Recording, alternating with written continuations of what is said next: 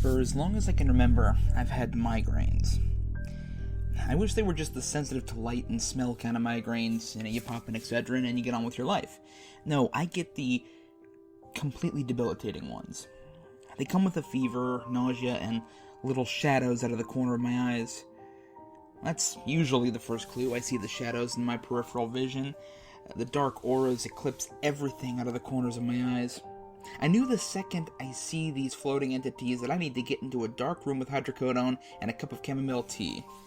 The doctor calls them cluster migraines, but I really have no clue what he means by that. All I know is the pain gets worse every time around. They come about once a month. Then, this last month, things began to change. They became more frequent, increasing in intensity. It started about 2 weeks ago.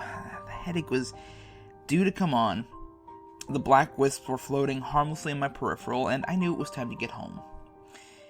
My boss was a pretty understanding woman, and being a decent-level public accountant, most of my work could be done at home. With the letter of medical problems from my doctor, my boss usually let me go home at the first sign of a migraine.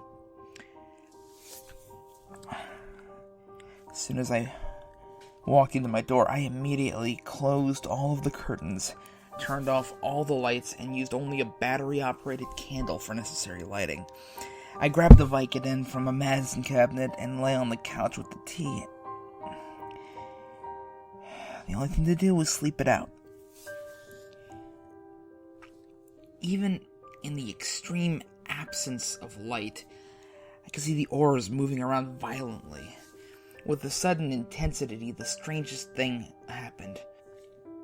A loud blaring began in my ears. It was like tinnitus ringing, but a bit louder than anything I've ever heard before. I feel a scream rip from my chest, but I couldn't hear it over the deafening ringing. I rolled onto my side and wrapped my pillow I kept on my couch for these days around my head. I prayed the Vicodin would kick in at any moment and knock me out.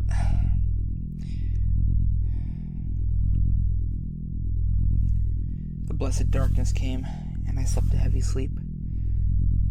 I dreamed of blood and screams, both of which could be explained by the amount of pain I was just having a while before.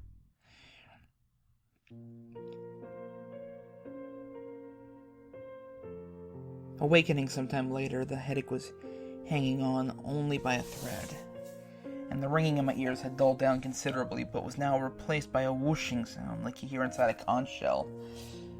I went back to bed several hours later, and then the next morning, the last of the residual headache was gone. Work was as usual. I used some of the time after work that day to catch up on everything that I needed to get done the previous day, having done a bit of it between the nap and actually sleeping. As I looked around the area where I worked, I could hear the whispers of those who usually say hi to me first thing in the morning. Miss Barstow called me into her office shortly after work that day and talked to me. Oh, she scared the hell out of me. Apparently, the nap I took after the headache was longer than a nap. I was out for 2 days. I couldn't wrap my head around what she was telling me. Look, you're one of the best workers I have. Your coworkers look up to you, and the account holders you are responsible for say nothing but the best about you, so I'll let this accident go one time. However, this cannot happen again, understood? Miss Bartow used a kind but stern voice. I just nodded my head in shock of the time that I had lost. Had I mixed up the Vicodin and the Ambien I have in the cabinet? They look nothing alike and are completely different sizes, but maybe I was more dazed than normal. The whole situation made less and less sense as it went on. The rest of the week was hectic, catching up on the extra day of work I didn't even realize I had lost. Sunday, I was off, as well as the following Monday. I was just sitting down to watch the game. I love football. And the auras came back. They were darker than usual, swirling more violently than ever before. It was almost like they were waving at me. The ringing started almost immediately after I noticed the auras. I didn't even make it to the bathroom to grab the painkiller. I just collapsed onto the floor, grabbing my head.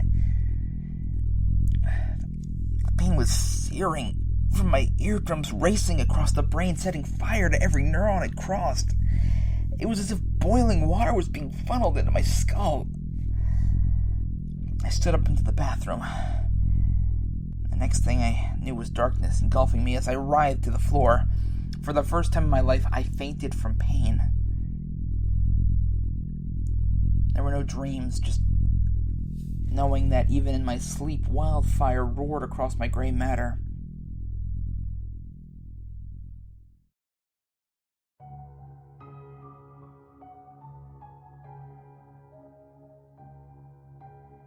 Awaking, however long later, I doubt I'll ever know. The headache was gone, but both auras and the tinnitus were still there.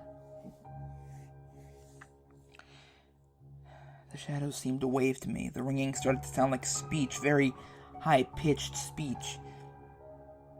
I was losing my ever-loving mind. I called into work and told my boss that I was leaving for an emergency and that I could not make it in for a few days. I was so confused. Why were the auras still there? They came more and more frequently, almost every other day. I began alternating between Vicodin and Ambien to sleep and not feel pain. But I'm almost out now. Neither prescription was meant for everyday use. The auras are closer now. I can see faces. They smile at me and ask me for help. They want out, but when I tell them that I don't know how to release them, they scream so loud for hours and hours. They never stop screaming. The high-pitched ringing in my ears, that was only a taste of their volatile voices. I don't know how much more of the screaming I can take. I reached the end of my chain within an hour of screaming this time around. In the dining room is my mountain bike. The spokes will be perfect. I take the last Vicodin and Ambien. Heading into the kitchen, I begin boiling the water. Once it's begun to roll, I stick one of the spokes in, letting it stay to clean off the germs and the bacteria. With careful precision, I slowly poke the spoke into the ear canal, stopping when I come to the thin membrane. The screaming is louder now than ever before. With a single quick thrust, I pop through my eardrum, quickly repeating it on the other ear.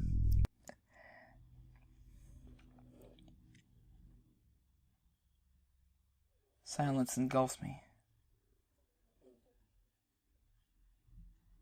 For the first time in weeks, the screams are gone. I look at the heavy spoon sitting on the counter next to the spoke in the boiling water. Soon I won't see the auras anymore either.